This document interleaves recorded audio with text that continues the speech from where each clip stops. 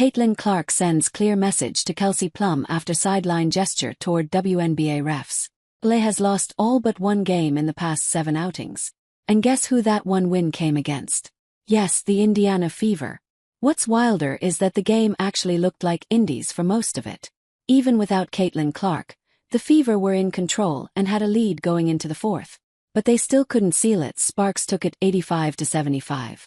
Now, fast forward to the rematch, and well, let's just say this one almost followed the same script. Again, it was the fourth quarter rally for Sparks. But once again, it came with a moment that had everyone laughing. The Indiana Fever has been on a roll lately. Probably their best stretch of the season. They were riding a 3-game win streak going into this one. And it wasn't some fluke either. Their defense was locked in. They've been holding teams to just 27% from the 3-point line. The best in the league. So even with Clark sitting out her 5th straight game, it really felt like this could be Indy's night. But the Sparks weren't having any of that.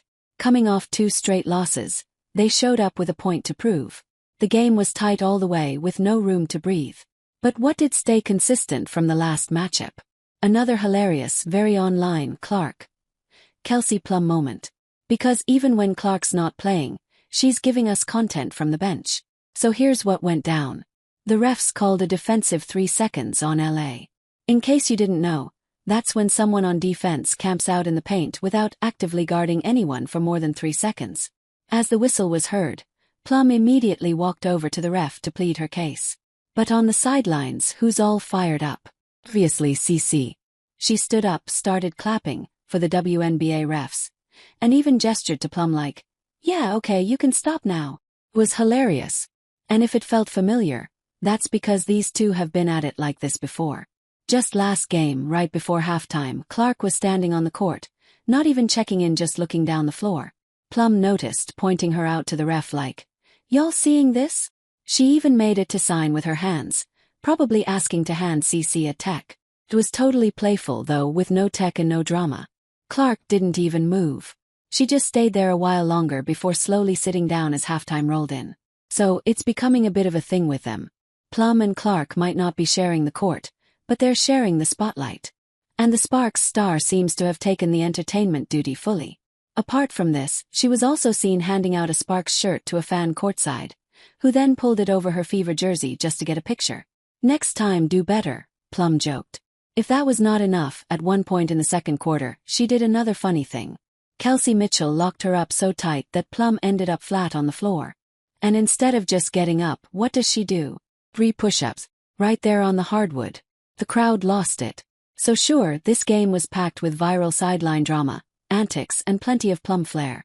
But make no mistake, she brought the fire too as Sparks beat the Fever again. Sparks rally again to stun Caitlin Clark less Fever in fourth. The LA Sparks just did it again. For the second time in 10 days, they rallied in the fourth quarter to beat the Indiana Fever at home. Remember those 3 push-ups Plum did after getting knocked down? Turns out, that little floor flex gave her squad exactly the energy boost they needed to muscle through the second half and snag an 89-87 win. Just like June 26th, Ella finished strong in the fourth to snap their 2-game skid and handed the Fever another L without Clark on the floor. The game started with both teams trading buckets in a pretty back-and-forth first quarter. LA held a slim 13-10 lead before Aaliyah Boston tied things up with an and one. Stevens answered right back with a triple, but Kelsey Mitchell's own 3-ball gave Indy a 19-18 edge. The Fever looked sharp, getting easy buckets, but the Sparks never let it get out of hand. Down 6, Plum drilled a much-needed 3 to slice the deficit in half. She kept cooking, but Indiana just kept responding. They pushed the lead again, only for LA to stay close and head into halftime trailing by just 3. Then came the third quarter, and deja vu, Indiana jumped ahead by 8, but Stevens' timely 3-pointers pulled the Sparks right back in. Then came another burst, capped by Plum's deep 3. That gave LA the lead at 70-67. Fever tried to claw it back, but LA held a 1-point lead heading into the fourth.